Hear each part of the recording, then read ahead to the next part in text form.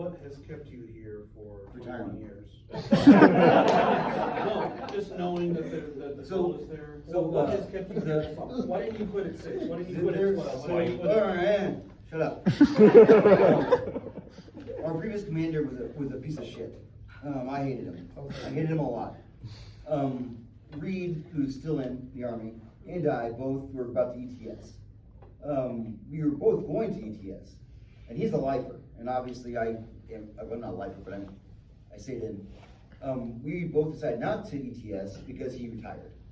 But both of us would have just given up everything because we were just sick of him. What kept me in though was at the first contract, I am me. So I thought, okay, if I sign into the second contract, I'll be at 12, which puts me over halfway. So if I sign the first contract, I have to stay until 20. I wasn't really pissed off after my first contract, because the first three years with Chalfant as acting commander, and he was amazing. And it was the 3 years of Jones kind of learning to be commander, so he wasn't really awful yet. So I signed the second contract, and after that, I just had to stick it through. Because the benefits of retiring outweigh the annoyances. And, the biggest thing though is if you take that mentality, you have to leave drill at drill. Hanson, one of my best friends, he could not do that. He couldn't leave drill at drill. So his wife told him that he couldn't re-enlist unless Jones was gone. But by the time Jones was gone, he had a son, so then that was kind of not a thing his wife wanted him to do again. So you have to leave. If Sir pisses you off, which he shouldn't, 'cause he's not Jones, like, don't take that home with you. Like, as soon as you get in your car, just forget everything that happened over the weekend. Unless you have rank and you have to deal with stuff. But if you're lower enlisted, like, as soon as you get in your car, just forget everything. Any frustrations, like people talking in rehearsal like they're fucking morons. Just, you get in your car, just forget about it till next month, and then you can get mad again. But you just have to let it go. Because if you let it fester, then when it comes time to re-enlist, you'll have all you'll be thinking about is all the negative stuff you've been carrying with you every month because you can't let it go. If you just have to let it slide. That isn't fun. Hanson couldn't do it, and I heard Hanson not do it for an hour before he dropped me off at home. Every drill. Well, he is, but I haven't started yet. All right, so this is my retirement speech. If you don't want to listen to it, you don't have to. Oh yeah, you should dismiss people. If you want to. And then whoever, if people don't want to hear what I have to say, then they can leave. Okay. My last thing then is, please be safe going home. Also, if you did. I enlisted in June 2004 during the Iraq War. At the time of my enlistment, there were 2 National Guard bands deployed to the war. I think it was Arizona and Texas, but I know there were Southern bands. I don't remember which ones they were exactly. It was a different time and a very different army from what the vast majority of you know. When I went to basic training, the drill sergeant's main responsibility was to weed out anyone they considered weak, because weak links lead to casualties. Mental toughness, overcoming adversity, and controlling our emotions were like the main focus. Like our separation, like platoon, which I know you all had, of a separation platoon, people who were getting kicked out, right? That got full, because I went to Fort Sill, and everyone there except for a couple of us were 88 mics. And 88 mics had the highest casualty rate of the war. So like it was very, very serious when I went to basic, because they knew that most of us were going to die. I'm sure most of my basic training people are dead because they're active. Anyway, when I joined the unit, despite what people sometimes say, we were not really small. We had Hanson and Keeler on tuba, myself, Melvin on youth, Hanley, Chalfant, and Goldberg on trombone, Reed, Lamke, Tanny, Huff, Thomason, and Eggemeyer, who got kicked out. Only person to get kicked out of the band for sucking. They were on clarinet. Summers and Williams were on flute. Williams, or Merrick, as you guys know her. Ellis, Hardy, and another female who ETS'd after my AT block. my first year. We're on sax. Denner was on bassoon. We had a bassist named Tom. I don't know his last name. Nice. Yeah. Yeah. Anyway, Wyckoff, Spielman, Weber, Ryan were a percussionist, and I think there was more, but I don't know. We had Stice, Jones, Rideout, McLean, Stevens, and I know there was one or two more because I know that I saw there were two people per stand at least. There was someone sitting next to Dale, and it wasn't Jones. Jones sat next to McLean. I don't know why, because Jones was far better than McLean. On trumpet, he was a horrible commander, really good trumpet player. So when he was in the unit as an E6, he was a really good trumpet player. But anyway, that's 30 people. And I know I'm missing people because they had a horn player who left and then came back, and then left and then came back, and I didn't know who he was because he wasn't there long in those stretches, but he was there. Everyone got happy, and then he left, and people were like, it was weird. So like Chris. No, like this guy would show up for 2 drills and just be gone for a year. When I left for RSP, we stayed in the W2 World War II barracks in Camp Lincoln. Those got torn down while I was in basic training. So when I got back from basic in AIT, or basic, we had free hotels every drill. It was glorious. We got reimbursed for the hotels. And it wasn't a unit hotel. We'd make our own reservations, turn in the receipts, and then get reimbursed. It was magical. We formed up like every active duty band does, or at least used to. We formed up in our concert band seats. Those never got taken down. We formed up in our seats. We rehearsed until lunch. Lunch lasted roughly 2 hours. It was a 1 hour lunch period, and then a 1 hour fiesta / nap period. Truth. That was also glorious. The cooks made all of our meals, and then after lunch, there was a large jazz band that would rehearse that I wasn't part of, and then the jazz combo would rehearse. And if we had a parade, we'd do marching stuff, and we didn't have MPTs. We had the ceremonial band, we had the concert band, we had the large jazz band, and the jazz combo. And that was it. MPTs weren't a thing yet. That didn't happen until they made stuff change. Yeah. We also didn't have binders. We had a 1 to 1.5 inch pouch of marches, and we had to be able to play every single one of those marches that could be compressed into a 1 to 1.5 inch pouch. Like you knew Keeler, his pouch was like this thick, all marches, and we'd play all of them all the time, and that's mostly what we rehearsed during the rehearsal stuff. And most of you guys will never hear those marches because you have a binder of 17 marches, and then you have other songs that aren't marches. And I think for memorized marches, because that used to be a thing, that you had to memorize stuff. When people go to AIT, if you guys sent the memorized marches with them, AIT is not 4 weeks anymore. They could easily memorize those 2 songs and then come back and actually like know them. That's good. That's in my speech too. So I tell you guys this just so you can understand like the 144th that I joined, and like that's where a lot of my perspective comes from, is what I joined, right? I joined a very different time period. We had orange floor, orange carpet, shaggy carpet. We had orange sound panels up. It was very 1960s, but it was home. So that's the first paragraph. The second paragraph is leadership. If you look around you now and ask yourself if there are any decent leaders in the unit with integrity, and empathy, and someone you're willing to listen to, from my viewpoint, the only people with rank who actually exhibit leadership are Weaver and West. And those are the people that I want you guys to follow. Weaver and West, if you go to them for anything, Weaver will listen to you. And he will actually care. And I know West will do the same thing. Other people might, but I don't know from first-hand experience, where I do know from West and Weaver that they care too much. Kind of like me, but they're not as me is, they're not as abrasive.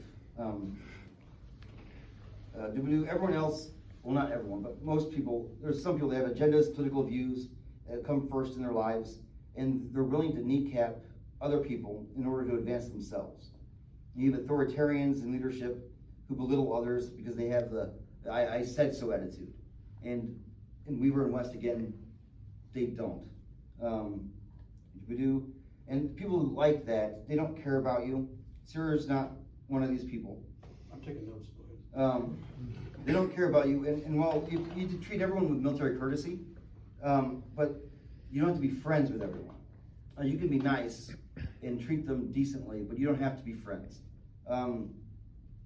And like some people spread false information about other people, they smear people's names, they tell new recruits not to associate with people in the unit, and they don't openly broadcast personal problems a member of the unit has with other people, even if it was told to them in confidence. Sir has integrity. This is actually written. Sir has integrity. Sir has empathy, and you can listen to him. If most of you trust me for, I don't know fucking why. I have no idea. But if you trust me, you can trust Sir. All right? So if you come to me for something, you can go to Sir for something. And the same goes for Top.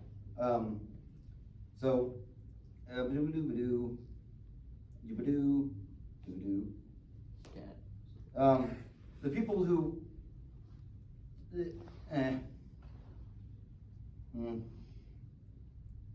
well, It's your last chance. You gotta say it. Everybody's here on our own time, All right. so whatever. Yeah, it's true. All right. So the only good thing about like the snakes of the unit, like Osweiler was a snake. If you knew Osweiler, that's the definition of a snake. Someone who will be really nice to your face and then talk bad about you behind your back. Or they'll try to, like I said, kneecap you to advance themselves. They'll take your work and use it to benefit them. The nice thing about snakes is that they're really stupid. They're really incredibly daft. And they don't realize that nearly everyone knows they're snakes and hate them.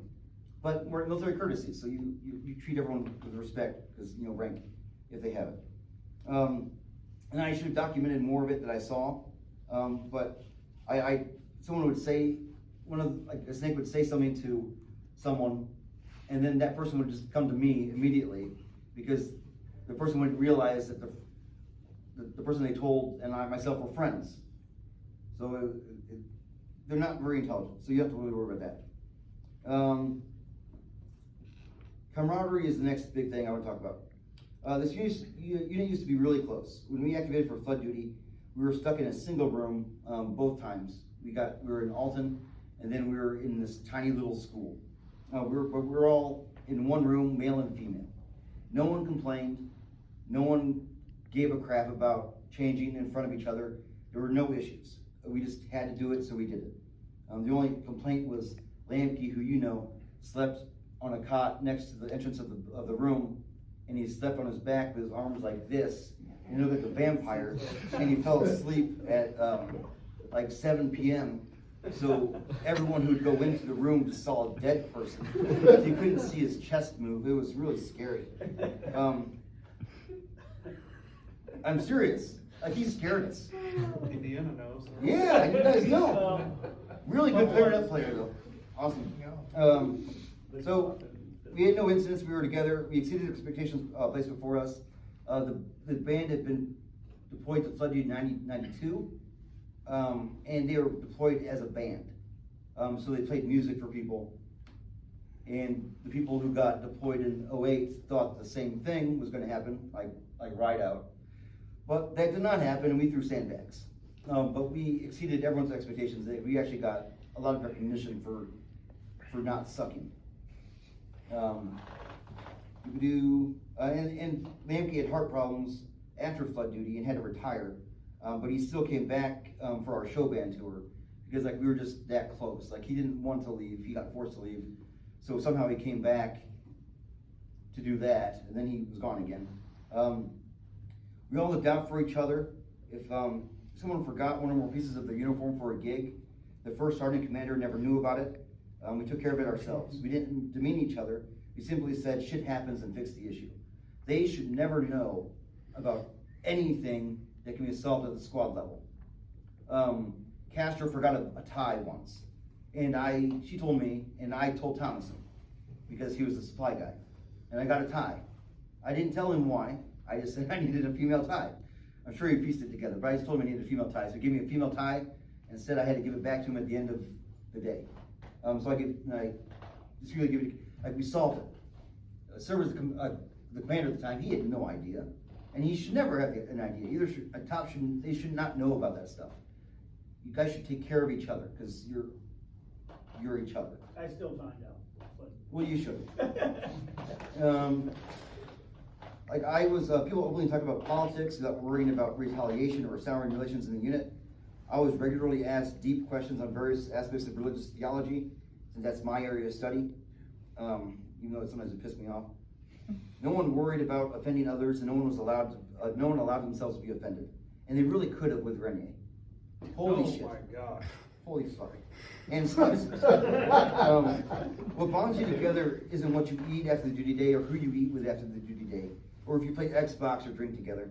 What bonds you together is the uniform you wear. We are one body, we are the Army, and we all suffer if one of our arms or legs is cut off. Your shared experiences, the many gigs you'll suffer through together, you'll have good gigs. I read this to Jack, and he was like, gigs suffer through? I'm like, no, like, when you were at school, we had a gig indicator, a marching gig. No one showed up to the gig. We had the Boy Scouts in front of us, they were the color guard, and then there was us. That was the entire fucking parade. There was no one on the parade route, nothing. There's gigs you're gonna suffer through, and those shared experiences are what's gonna bond you together. That's one of my 2 least favorite parades that I've ever done. I think Thomason agreed to do a concert afterward. That wasn't on the schedule. If you allow your personal pride, ego, politics, or other idiocy to form division between those with differing viewpoints, you are hurting the unit. When a senior leadership, like when any senior leader, if you're in the Army setting, you're apolitical, right? Like there's no political views while you're wearing the uniform. If someone says something that is pro or anti anything in the government, you are allowed to call them out, because it's against the regs. You're not allowed to do that stuff, especially in a classroom setting. Like you just don't do that. And then, ooh, I lost my place.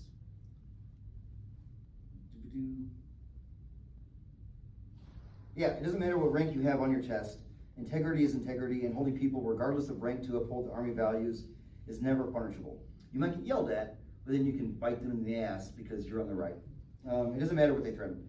If you ever get counseled and you know it's bullshit, you can sign it, add your little comment, and then take that counseling statement to the next highest person in your chain of command, and they will re-counsel you, and then add their comments, and then sign it. And if it's a bullshit counseling statement, your next highest ranked person agrees with you, that will squash that negative counseling immediately, right? I didn't know that until Castro got counseled for some bullshit by Huffman, and then she complained about it to me, and then Keeler's the one that told me about it. I didn't know anything, I didn't know you could do that until Keeler told me. And then we were able to, I think it was because she was late to remedial PT because we changed the meeting location the morning of. So she was at the previous site, and then she was quote unquote late because she had to drive across town, and we were already there. It was utter bullshit. Don't let any snakes in the unit bully you or make you feel like you need to suck up to them to be safe. If anyone impacts your decision to re-enlist, prior to that decision, tell Topper Sir. The more sworn statements Sir has in his back pocket about any individual, that gives him rounds in his revolver, and the more rounds he has, the more he can actually do something to benefit the unit. He can't do anything if he doesn't have any documentation. It's just like at work, they can't, unless you do something really stupid, they can't fire you. They have to write you up, and then you have to have a paper trail. Same with the Army. If the Army's going to kick you out, you're going to start getting counseled every month. just so they can get a backlog of counselings, so they can justify kicking you out of the Army. It's the same thing. I don't know if you feel that, but we did send someone to the KP forever. And if something happens to you that affects your readiness, and you think Top will get pissed off about it if he finds out, tell him. It's easy. And it doesn't have to be in an official capacity. You don't have to knock on his door and say, hey, Top, we need to talk. You can walk by him and just casually say to someone else, man, I can't believe this person did that. And you say an earshot of him, that's good enough. You don't have to make it a one-on-one with Top. Just make sure he hears about it, and if he gets pissed off, then you win, right?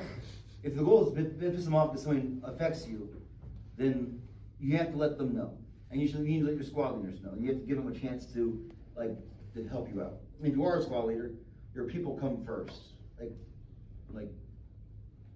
That's fucking take care of your people.